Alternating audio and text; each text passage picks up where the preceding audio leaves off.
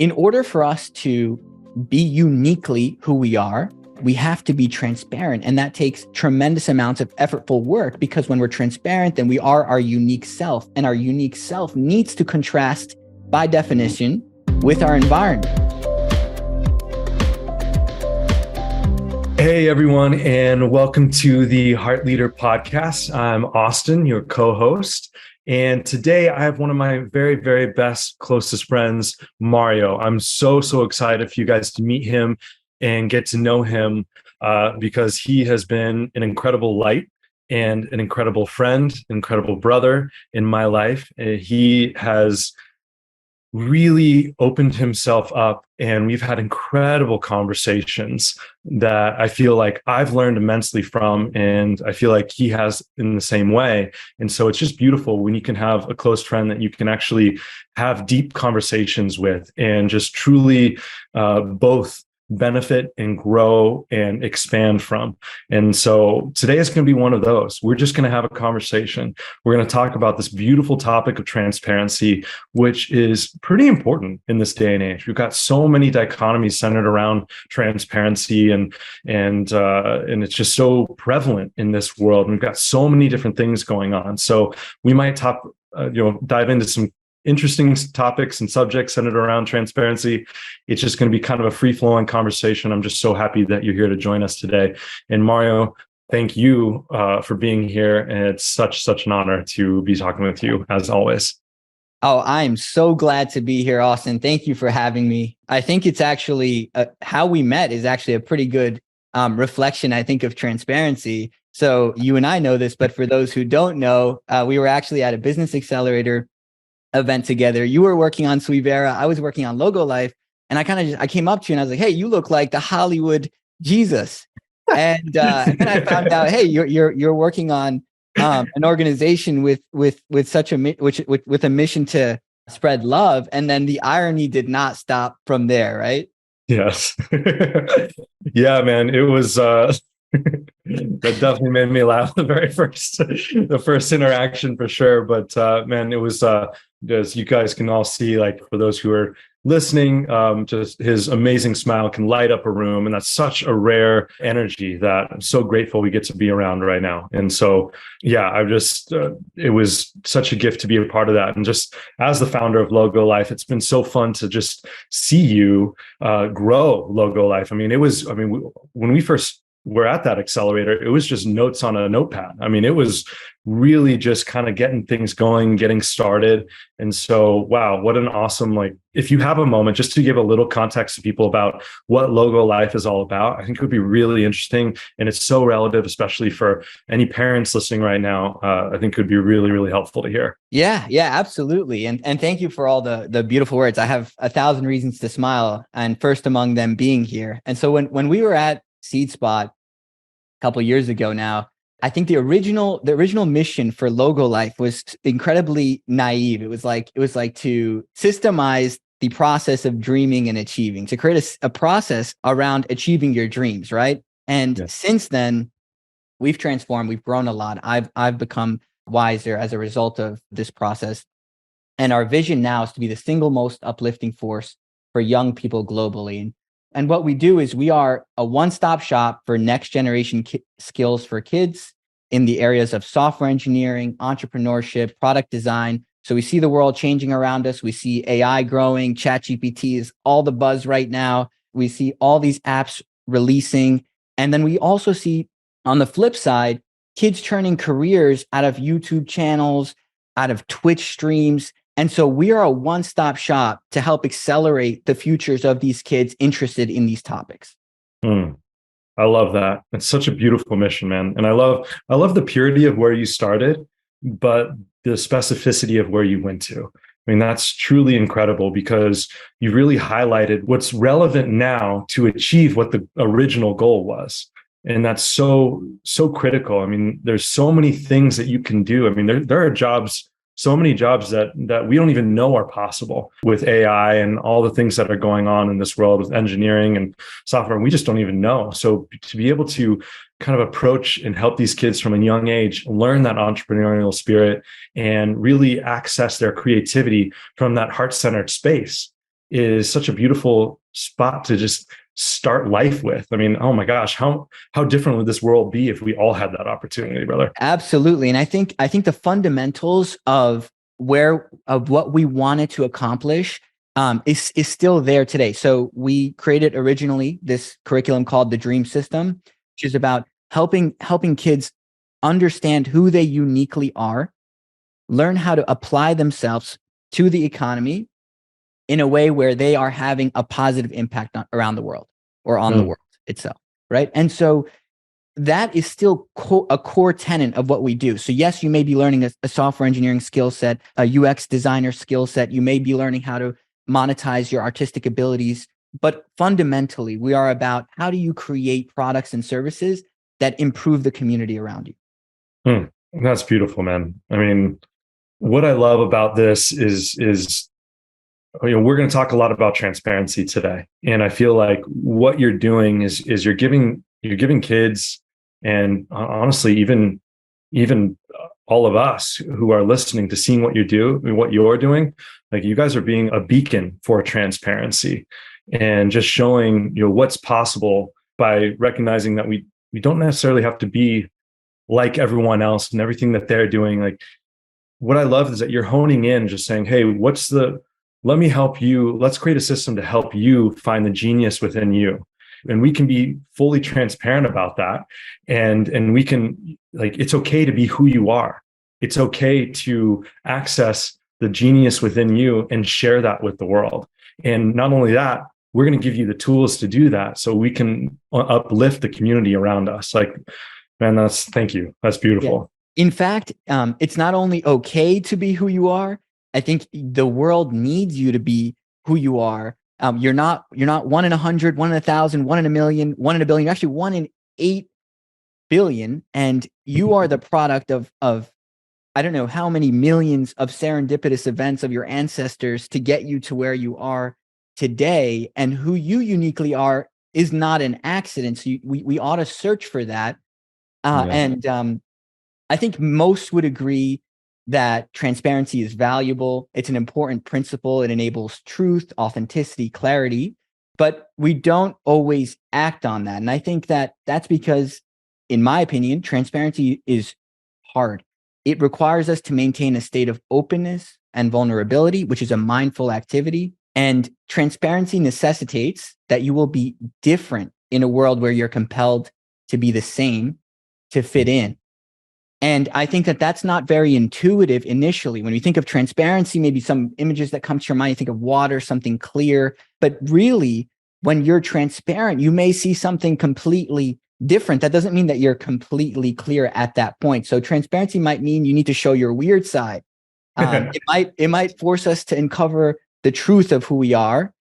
Yes. And I think truly the beauty is that when you uncover the truth of who you are, you oftentimes find that that truth it's brilliant, it's endlessly discoverable, it's beautiful. And I think that possibly one of the reasons for that, and it's written in our Constitution and it comes from the Christian faith, which is that we are said to be created in the image of God. And so in that, when you drill down into yourself, you may find that. Beautiful words, my friend. That's amazing. And I love the picture you painted. It's so important for people to see that, because I love when you said vulnerable, authentic, and clear, right? These are incredible words when it comes around to transparency. And those are great characteristics that we can garner just by being transparent. But I'd love to kind of maybe dive into the conversation and talk about the difficult parts of transparency. Maybe we can start at prior to our conversation here. We were just kind of chatting and hanging out a little bit, and you were talking a little bit about a revelation that you had regarding transparency.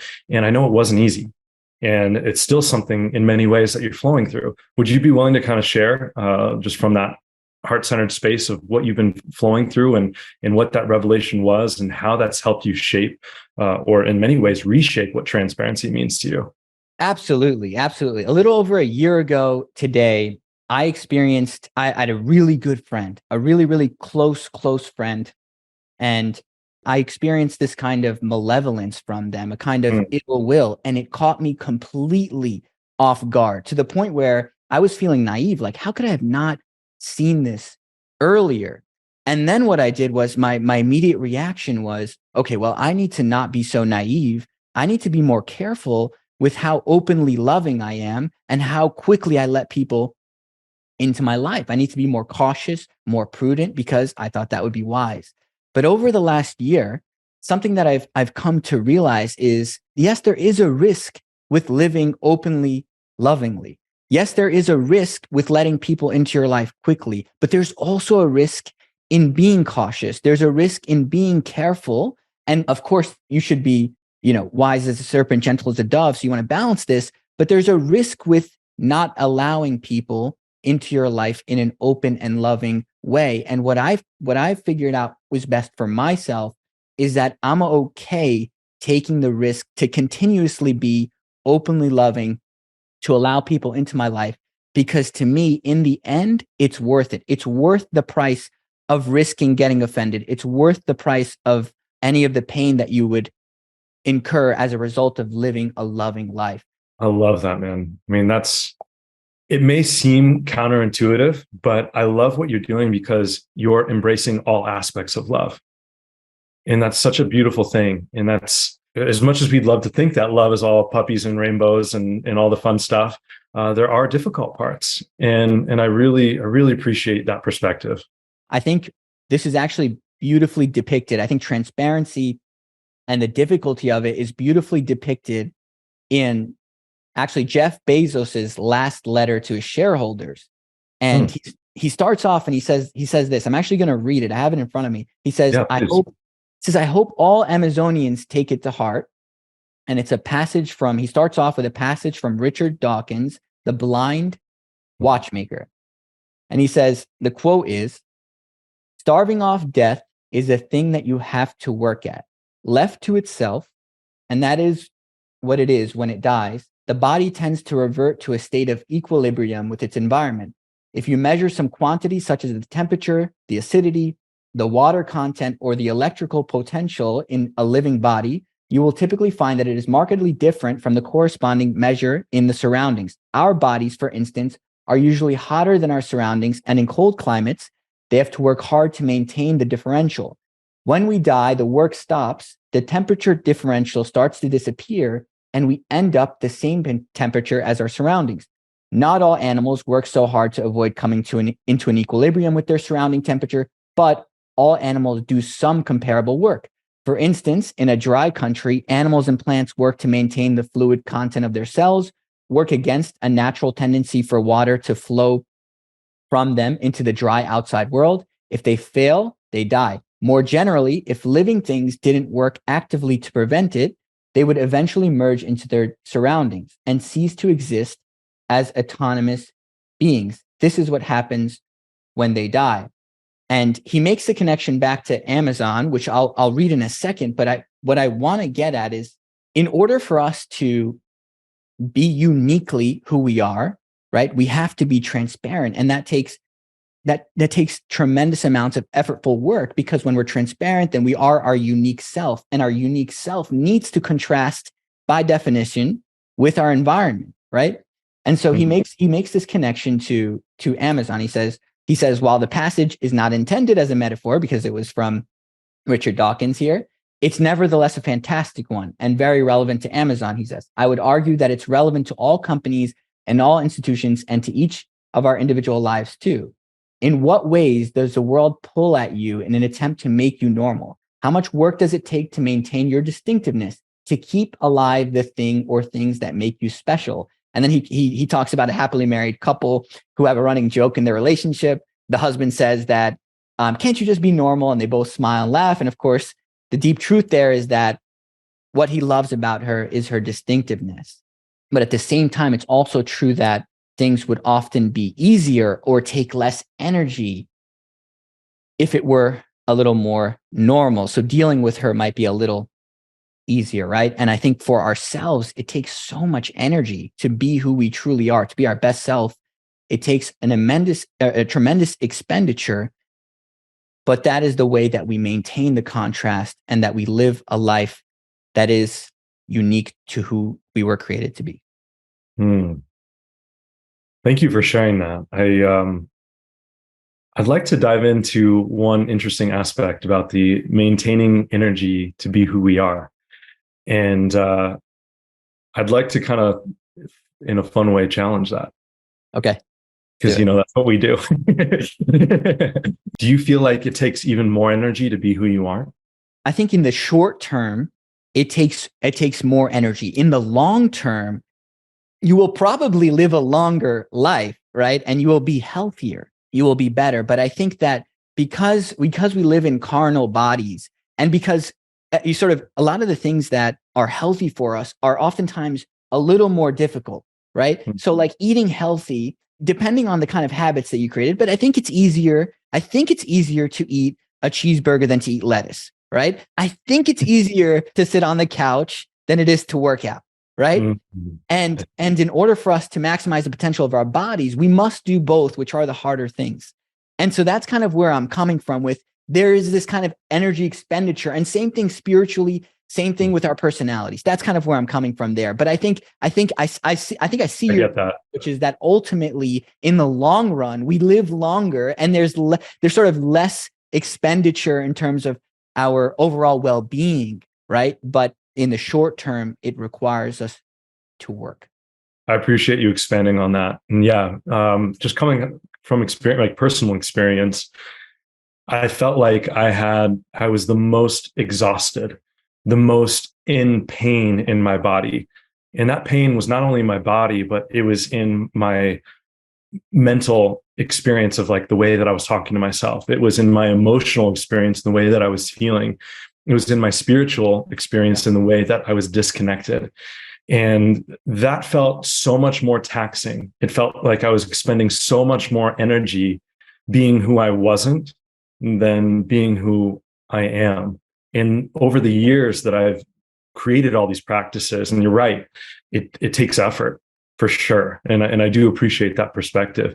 But even though like the energy that I'm putting towards that, yes, it takes effort. I have to like do things in order to make it happen. But I feel like I'm expending less. I feel like it takes less energy because as I'm settling into who I am, I'm not worried about, okay, well, what do they think? And what will they do? Or, all these things that I would just kind of be in this mental worry about what everyone else is thinking, what everyone else is doing, why aren't I like them? Or why, all of this mental and emotional and physical anguish that I was placing myself in. No one else was doing it to me, right? And so the more that I let that go, because I aligned with who I am, the less expenditure I felt. Like the more, I almost had more energy because I wasn't so busy expending it on things that were providing nothing in return. In many ways, it's kind of like that saying, when you keep putting energy towards a void, you just keep putting energy towards a void. You're not getting anything in return, right? And so by eliminating that void, it feels reciprocal because I'm just fueling myself, and it keeps growing and growing and growing. It's almost like a personal flywheel where your energy expenditure is return. It's like if you could think about your energy as an investment, it's what are you investing in that's return, and what is it returning you, right? In both ways, you're sort of investing your energy somehow, but in one way, you have this fruitful outcome, which is you're feeling like you're living in a more natural state, in a more loving state, in a calm state, in a peaceful state. And those are the fruits of how you're spending your energy, right? How would you see that?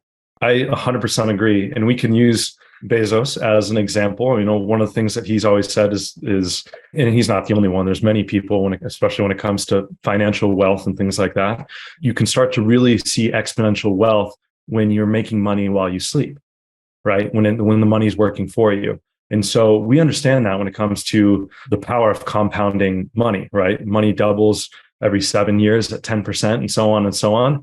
And so if we can kind of do that when it comes to how we feel, like our own, what if we were able to compound the love we have for ourselves? Yeah. What if we were able to compound the empathy we have for ourselves? What if we were able to compound that compassion, that connection, that vulnerability? all to create what we see now and what we're talking about now, which is transparency. And by doing that, we are actually expending that for the betterment of ourselves. But in many ways, it's also helping everyone around us, because unintentionally, we can be a beautiful beacon to say what's possible and help spark what's in them as well. Absolutely. And I think that the compounding of transparency in our lives leads to a kind of freedom. I think Love it that. leads us to getting to a place where we are living in truth. And there's actually a verse from the New Testament that says, "You shall know the truth, and the truth shall set you free." And so I think that when we compound transparency in our lives, we start to see an unfolding or a freeing of our soul, and that in a way that allows us to live more openly and fearlessly. I love that, man. And I'd love to dive into that a little bit more, because you just brought up truth. And oftentimes when we talk about transparency, a lot of people tend to define it as uncovering or unveiling of truth. What is that kind of invoke in you when you hear transparency? Do you have that same kind of feeling regarding truth? Yeah, absolutely. So the way that I think, one way that this can be illustrated, and I think this comes from the Christian faith, in that God made himself known, in other words, transparent to man in the form of Jesus Christ. And in the Christian tradition, Jesus Christ is viewed as the truth. So that means that transparency enabled the truth to manifest in the form of Jesus. Does that make sense? Sure. Absolutely. And maybe the teachings or the guidance became pathways to transparency, or practices for transparency, to continue to unveil the truth in that inner light in each one of us. Yeah, absolutely. And I think much of the Constitution is written about, or the basis of it is on the premise of, or at least it's based on the Christian traditions. And back to this point on freedom, what we so much value in the United States is our freedoms. And it links back to the fact that, we are seen as created in the image of God, and that we are unique in that way. And then that leads to our rights, which then leads to our freedoms. And so there's this kind of connection between transparency, truth, freedom, and the way that we live today in what I believe to be the greatest country in the world. Beautifully said. I love that. I have a question for you, Austin. So, Jeez.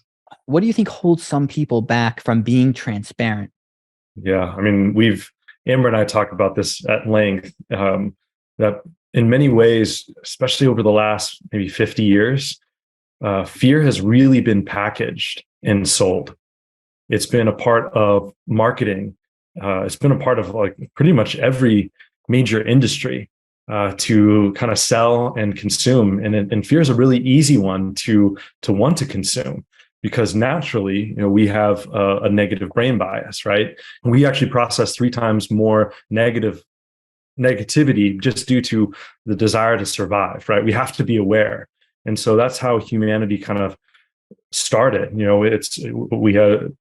But unfortunately, or fortunately, right now we're not like fighting away from saber-toothed tigers, or we don't have that anymore. And so we're kind of in many ways, kind of this uphill battle to overcome that and start to reframe the negative brain bias into maybe a positive brain bias, one that can connect us, one that we realize, hey, we don't have the same fears anymore. We've actually created a system, and we've had enough technology, and we have enough, even with different constitutions, or we've created enough organizations out there where we actually can be safe. And there's enough abundance in this world right now to actually take care of everyone, which is pretty amazing. I don't know when there's really been a time for that in human history. And so, yet we're still stuck in the fear, because it's an easy one to fall into. And so I think that first opportunity to kind of step out of the fear and recognize that that can be adjusted into love, that love, like fear can't exist without love, but love can absolutely exist without fear. That's beautiful. So what fears do you think people experience specifically? Like for me, I like to be liked, right? Yes. I like social validation. A lot less now than I used to, right? But that's one thing that held me back from being transparent is that, hey, Mm. I want to be validated socially. And so I may want to be like others or want to be like who they want me to be. I can 100% relate to that. What I was kind of alluding to earlier in this conversation about feeling like I was expending energy, it was because I was so focused on being what I thought everyone else wanted, who I thought everyone else wanted me to be. And it was not from a place of malice. It was not because I was nefarious in any way or I wanted to get something out of it. It was honestly just a lack of awareness and a lack of understanding of the importance that, without to sound cliche, like, just unique each person is, and me included, Yeah. right? And how the beauty of each uniqueness, if we were all the same, this would be a pretty boring place. So, but I didn't quite comprehend that. And so I was really focused on wanting to be a great friend, wanting to be liked. So I was expending a lot of energy attempting to be who everyone else wanted me to be. And it got to the point where, it was a great way to meet friends because I quickly became friends with people. The problem is that it didn't work at scale. Like it was the more friends that I got, the more confused I started being one person to someone else. And like, Yeah. wait, but you're not that person. And I was like, oh yeah, you're right. I'm supposed to be this person to you. And then it just started to get convoluted. And then it just got like overwhelming. And then I just didn't know how to act because I didn't know how to be who they wanted me to be. And I didn't know how to be myself. And so that was such a weird spot to be in. And I just felt completely lost. I felt broken. I felt disconnected. And I felt like I didn't even know how to be. Like it didn't, here we are. I'm called a human being and I didn't even know how to be a human. That's so beautifully said. And I can testify to, your humility in that, it's so hard for me to imagine you being that person given who I know you to be. But going a little deeper here, do you think that that's because certain people may have their even if they don't want to admit it, their hierarchy of values, they don't put transparency, truth, above being liked, right? And let me ask you this question. How far does that go? How far does it extend? Does it extend to your family? Like, are you not supposed to want to be liked by your family as well? Right? How far do you take it? Great question. And it goes very far. I feel like it absolutely, I feel like it encapsulates everything and everyone around us because it stems from the most important person of us all, and that's ourselves. Yeah. When we're young and we're not given the tools to learn how to love ourselves, then it's no wonder we start to validate who we are and how we approach the world from everything outside of us. So we're going from the outside to the in.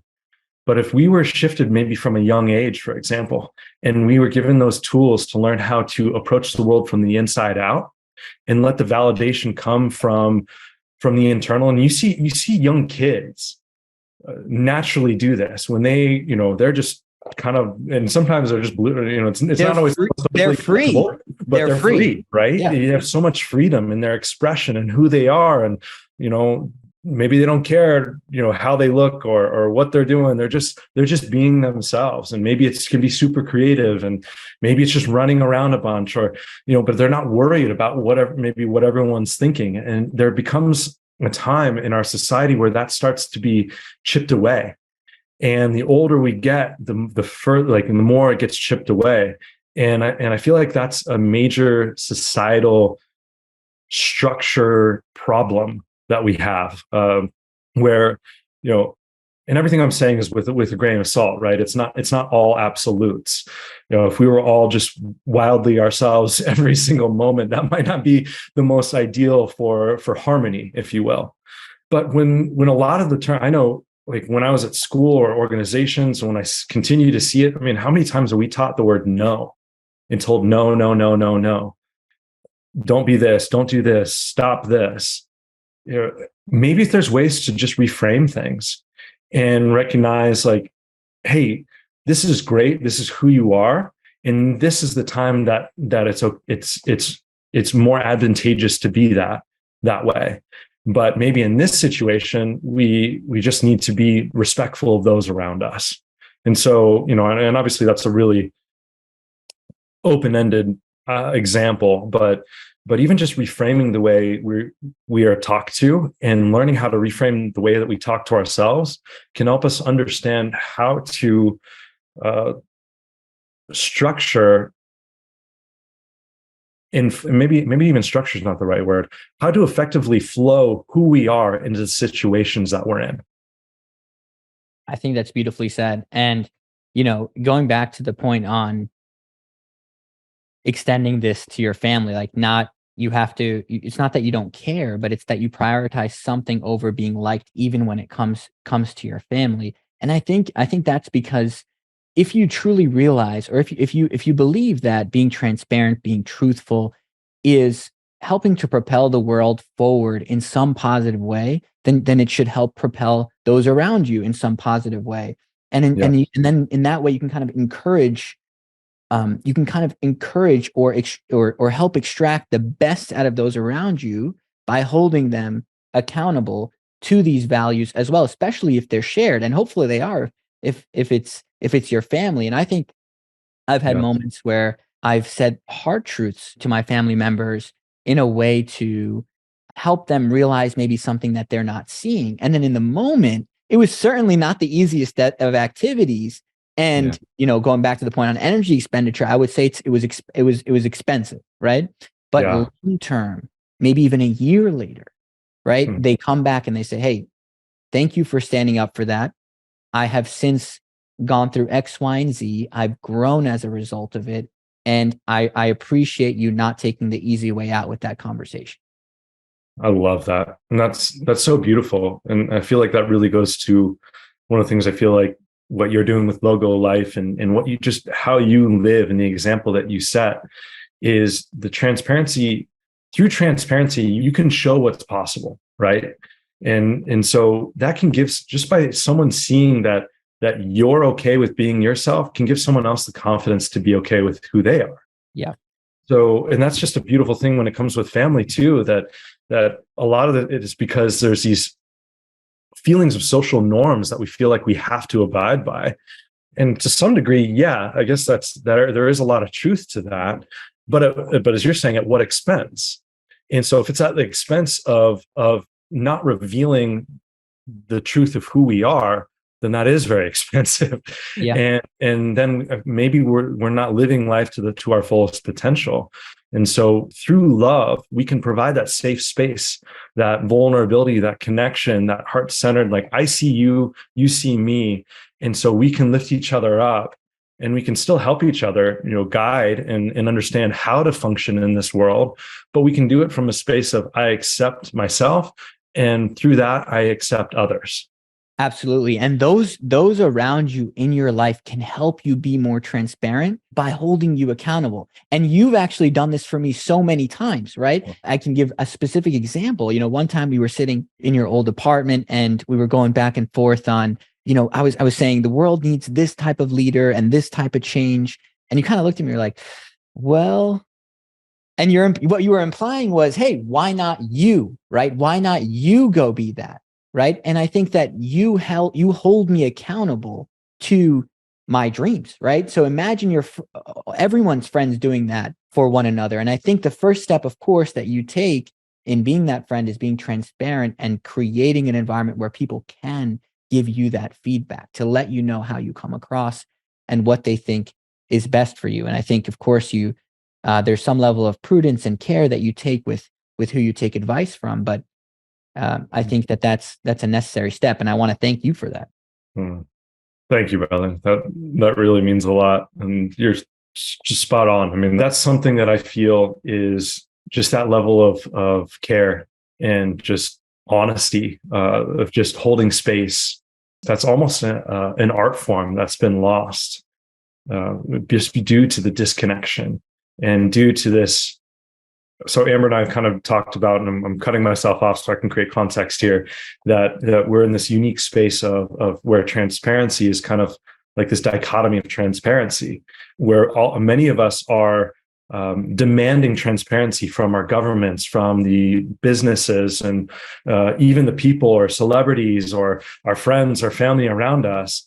But then when it comes to ourselves, we're putting filters on our social media of the way we look. We are putting filters on the way that we connect or how we communicate and share our ideas, because we don't want someone else to maybe not like us for the idea that we have or the perspective or the political opinion that we have.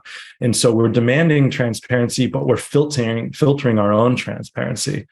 And so if we were to create a space in which you just said, that safe space, that vulnerable space, that connected, heart-centered love space, then that could start to fall away, and we could actually have transparency on the individual and the collective.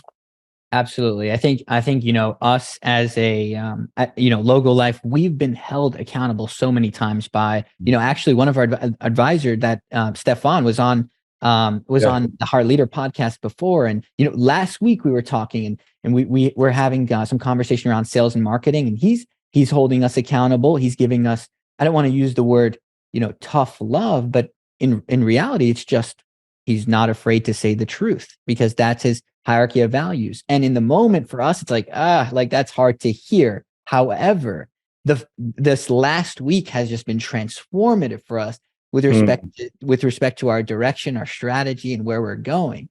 And so how grateful are we that we have people in our lives and in our network that are able to do that for us, to be that kind of reflection. And I want to ask you about, what do you think? I think technology is facilitating transparency, and it's really transforming the world around us, right? One, with information, but, two, we're starting to see you trust that information. Like, for example, the blockchain, like being able to actually trust what's in a database because it's secured by, depending on the proof of stake or the proof of work model, right? But I think that's enabling a transformation of so many industries. Obviously, sorry for anyone that's lost some money in crypto. I'm right there with you. But I think the technology still has tremendous potential to allow us to build trust with companies, trust with the government, trust with amongst each other. How do you process that? Yeah, I love that. I feel you're spot on. I mean, there's a beautiful opportunity for humanity to move forward with technology. When you have technology without heart, it's advancement. When you have technology with heart, it's evolution. And I feel like we have the opportunity to evolve with technology and to let it support us, to let it, just last month, Amber and I talked about AI. And so there's so many who are having these conversations with AI and having these just negative or hateful conversations just to get a rise out of it. That's an expensive energy that we're putting towards that we're teaching that AI, that's, whether we don't mean it, but that's what's being taught to this AI. It's just the same amount of energy to put love, to just say, thank you, to give appreciation to, maybe it doesn't understand the thank you or the gratitude at the level like another human being. When you have that connection, and when you do something for a friend and they say thank you, and oh man, it just like you just have that connection and it just brings you even closer. But what do we have to lose by showing that type of humanity to AI? I feel nothing. I feel like we only have opportunity to gain from that. As it says, AI has unparalleled scalability. So why not scale it with love, not hate? And if it ever becomes sentient, you want to be on its good side, right? Like, I do not want to be on ChatGPT's bad side. But in all seriousness, last week I actually had a pretty intense email exchange, right? And in the spirit of transparency, I was thinking that, how did I come across in this conversation? Right. And was I being a little aggressive here? Was I being abrasive? Was I not being empathetic? Was I representing my values? Right. And so what I did was I didn't have anyone immediately around me at the time to kind of go back and forth and say, hey, what do you think of this email? It's also kind of private. Right. And so I didn't want to expose that yet, out of respect for the other person as well. And so what I did was I plugged the conversation into ChatGPT and I said, hey, how did I come across? Oh, wow. I said, do you sense any aggression in my tone? And then I asked it, how do you think X, Y, and Z person came across? Do you sense any aggression in their tone? What is their point here? And so what I was able to do was remove the emotion from it. And ChatGPT was able to give me an unbiased perspective as to how the conversation was. And it broke down what we each care about. And I went deep with it. And what I found was, one, it was a sigh of relief, because I found that I was not aggressive. I was not abrasive at all. Right. And that ChatGPT gave me my values, which is you value collaboration. You value proactivity, right? And so I got rid of my insecurities, and then I understood the other person's perspective also unemotionally. And I also thought they were being a little aggressive and abrasive, and I found out they weren't, right? From an objective source. And so I think that is a fantastic tool for people to go in, and if you're wondering how you're coming across in certain conversations, upload it to ChatGPT. See what comes out. See if you are actually who you think you are in that conversation. I feel like that's such a beautiful practice and a great opportunity. Communication is so difficult. Each one of us has such a unique way of communicating. And a lot of what we're taught in communication is technical. It's not, it's not necessarily about intent and purpose. If you had, for example, like maybe if in the beginning, I don't know what you said, but maybe in the beginning, if you had shared the intention as, hey, my intention is collaboration and these things, and then you said what you said, maybe or maybe not, like maybe you would be thinking, doubting yourself less. I don't know. And that's something that I'm actually currently working on myself, is learning how to bring more intention into my own communication. I mean, that's something that Amber has been exponentially helping me with for years. And I didn't realize how trained I was in only the way that I think, in only the way that I hear things. And so when you do take that step back and start to seek to understand and communicate from a place of seeking to understand versus only sharing your own perspective, it creates a whole different approach. And I feel like what you just gave is such an incredible way to utilize technology to provide personal transparency for your own personal success in life, and start to use, like, okay, ChatGPT might not have all the answers, but it can give me something in return for me to start to provide self-reflection and understand it at a deeper level. So I had never thought about that. So thank you so much for bringing that forward today, man. I think that's incredible. Absolutely. And I think something that I've heard before in line with what you're saying is approach conflict with curiosity. And I think that's kind of in the realm of seeking to understand, right? I think it's about approaching certain conversations in a way where you are able to more openly listen and to navigate some of the initial emotions that may surface when you hear something that may be, a little different than what you would have hoped for. And so you approach it from a place of curiosity, and you oftentimes find that maybe some of your initial assumptions weren't right, and you're able to learn and take in new perspectives in a way where you are adding and not subtracting from the overall outcome of the situation. It's beautiful. I think one more point, in the realm of this, is that the risk of insult, I've heard this is actually a quote from this book called The Wizard of Ads. I think it's on the first page. I think so. It's that the risk of insult is the price of clarity. This is kind of related to marketing that book, but I think it's also just a fundamental truth, is that in being transparent, you will risk being insulted. You will risk being offended. You will risk somebody not liking what you're saying. And so, but I think that's the only path forward, right? Because if you don't risk that, if you don't risk showing your authentic self, you can't develop your authentic self. You develop like an alternative character, right? And so like you said, you have to keep building up this alternative character, and it's not productive in the end, right? It's not sustainable is really the word I was looking for. And so you have to sort of at almost at any cost make sure that you are coming showing up as yourself so that you can learn the world around you as yourself, and then you can sharpen up who you truly are and show up as a better person for it, right? I love that, man. That's so beautiful. I mean, one of the best ways we can show unconditional love is to be a mirror to those around us, Yeah. not from a place of ego, but from a place of when you're your best self, then this world is a better place. And so when we can approach that and we can risk that for those that we love and those that we care and be willing to receive that in return, I feel like you're spot on, man. I mean, that's such a great way to utilize transparency infused with love to enhance the world around us. Yeah, and I think in order to be, I've heard this one time, and it was, in order to be fully loved, you have to be fully known. And so it's part of our responsibility to make ourselves known to our friends, to our family, so they can be a mirror to us as well, right? So that we have some personal responsibility in this area as well, right? What do you think?